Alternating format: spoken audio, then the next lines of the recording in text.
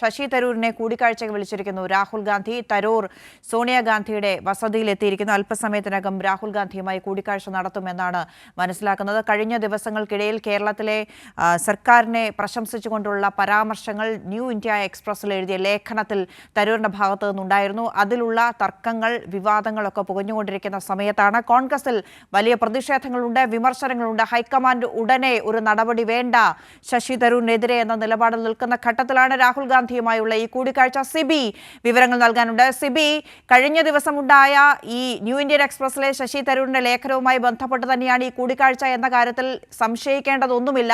എപ്പോഴാണ് ഈ കൂടിക്കാഴ്ച?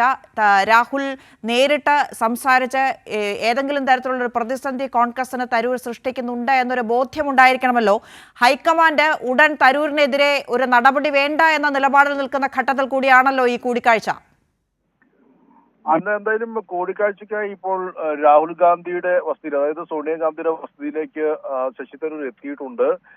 അവിടെ ജൻപത്തിലെ സോണിയാഗാന്ധിയുടെ വസതിയിൽ ശശി തരൂർ എത്തി ഒരു 10 മിനിറ്റ് മാത്രമേ ആയിട്ടുള്ളൂ. പ്രധാനമായും ഈ ഒരു വിഷയം തന്നെയായിരിക്കും ഈ കൂടിക്കാഴ്ചയ്ക്ക് കാരണമെന്നുള്ളതാണ് നമുക്ക് മനസ്സിലാക്കാൻ കഴിയുന്നത്. പ്രത്യേകിച്ച് ഈ വിഷയവുമായി ബന്ധപ്പെട്ടുകൊണ്ട് KC വേണുഗോപാൽ അടക്കം രാവിലെ പ്രതികരിച്ചത് അദ്ദേഹത്തിന്റെ ഈ നയത്തിൽ മാറ്റം വരുത്തും, അല്ലെങ്കിൽ അദ്ദേഹം മാറ്റി പറയുമെന്നാണ് കരുതുന്നത്.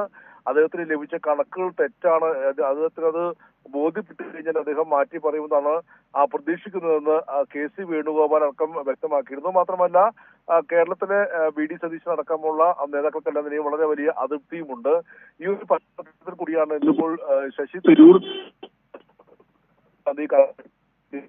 സ്വാഭാവികം ശശി തരൂരിന്റെ കാര്യങ്ങൾ, അല്ലെങ്കിൽ അദ്ദേഹത്തിന്റെ ഭാഗം കൃത്യമായി വിശദീകരിക്കാൻ തന്നെയാണ് തീരുമാനം എന്ന് നമുക്ക് പറയേണ്ടി വരും.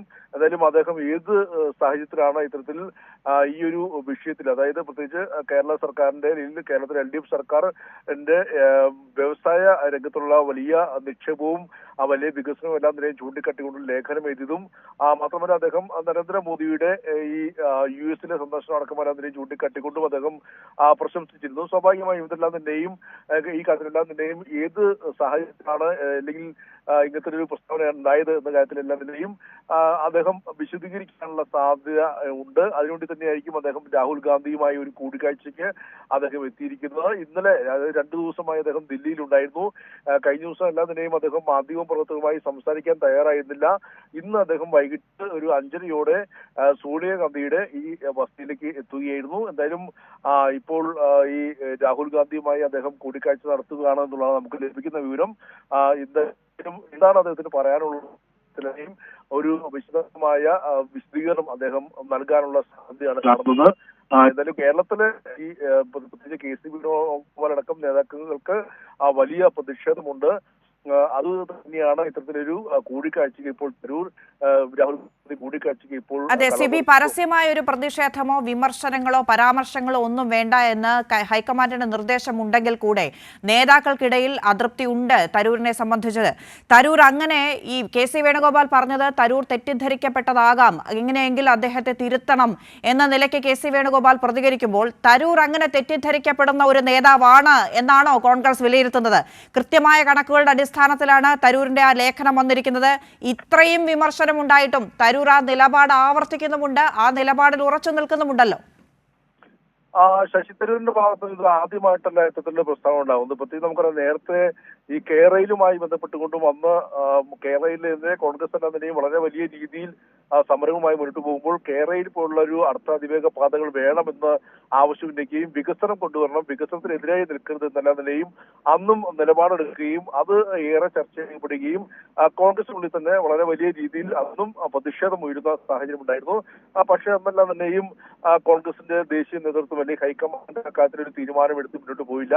ഇന്നിപ്പോൾ വീണ്ടും പ്രത്യേകിച്ച് ഒരു തദ്ദേശ തെരഞ്ഞെടുപ്പ് വരുമ്പോൾ സ്വാഭാവികമായും LDF സർക്കാരിന്റെ ഒരു വികസനം ചൂണ്ടിക്കാട്ടുമ്പോൾ അത് ഒരു രാഷ്ട്രീയമായി വലിയ തിരിച്ചടിയായി മാറി എന്നുള്ളൊരു വിലയിരുത്തലാണ് UDFിനുള്ളത്. പ്രത്യേകിച്ച് LDF സർക്കാരിന്റെ വികസന നയത്തിൽ വികസനങ്ങൾ ഒരു UDF MP, പ്രത്യേകിച്ച് കോൺഗ്രസിന്റെ ഒരു പ്രവർത്തക സമിതി അംഗം തന്നെ അത് പറയുമ്പോൾ അത് വലിയ തിരിച്ചടിയായി എന്നുള്ളൊരു വിലയിരുത്തൽ കോൺഗ്രസിന് കേരളത്തിലെ നേതൃത്വമുണ്ട്, അതുകൂടാതെ ഹൈക്കമാൻഡിനുമുണ്ട്. പക്ഷെ ഇവിടെ മറ്റൊരു പ്രധാനപ്പെട്ട കാര്യവും ഒരു പ്രവർത്തക സമിതി അംഗം എന്ന നിലയിൽ ഒരു പ്രാധാന്യം കേരളത്തിലെ നേതാക്കൾ ശശി തരൂർ നൽകുന്നില്ല എന്നുള്ള കാര്യവും യാഥാർത്ഥ്യമാണ്. അതോടൊപ്പം തന്നെ ദേശീയ തലത്തിൽ തലത്തിൽ നോക്കിയാൽ രാഹുൽ ഗാന്ധിയും ആ ഒരു പ്രാധാന്യം നൽകുന്നില്ല എന്നുള്ളതും യാഥാർത്ഥ്യമാണ്. അങ്ങനെ ഒരു രാഷ്ട്രീയമായ ഒരു വൈരുദ്ധ്യം, രാഷ്ട്രീയമായ ഒരു അഭിപ്രായ വ്യത്യാസം കൂടി ഈ കാര്യത്തിൽ തരൂരുമായിട്ടുണ്ട്.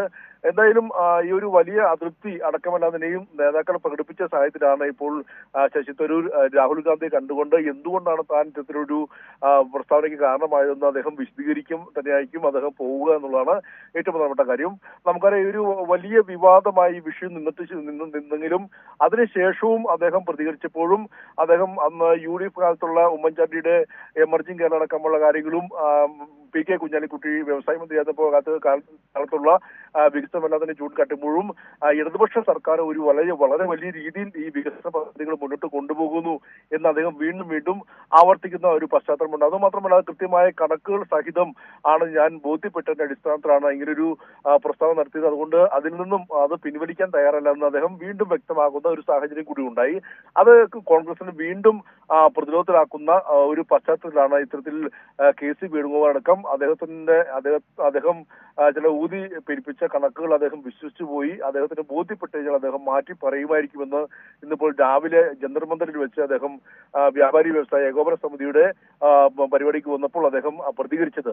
ഏതായാലും ഇന്നിപ്പോൾ വൈകിട്ടോടെ അദ്ദേഹം രാഹുൽ ഗാന്ധിയുടെ വീട്ടിലേക്ക് അദ്ദേഹം വസതിയിലേക്ക് എത്തിയിരിക്കുകയാണ്. അദ്ദേഹം രാഹുൽ ഗാന്ധിയുമായി കൂടിക്കാഴ്ച നടത്തിയ ശേഷം അദ്ദേഹം ഒരുപക്ഷെ പ്രതികരിച്ചേക്കും. അദ്ദേഹം അങ്ങോട്ട് കൂടിക്കാഴ്ചയ്ക്ക് പോകുമ്പോൾ അദ്ദേഹം പ്രതികരിക്കാൻ തയ്യാറായില്ല. ഒരുപക്ഷെ അദ്ദേഹം തിരിച്ച് വന്നതിന് ശേഷം പ്രതികരിക്കാനുള്ള സാധ്യതയുണ്ട്. എന്തായാലും ഏത് പശ്ചാത്തലത്തിലാണ് താൻ ഇത്തരം കാര്യങ്ങൾ പറഞ്ഞതെന്നുള്ള കാര്യം ബോധ്യപ്പെടുത്തുകയായിരിക്കും ശശി തരൂരിനെ സംബന്ധിച്ച് അദ്ദേഹം ചെയ്യാനുള്ളത്.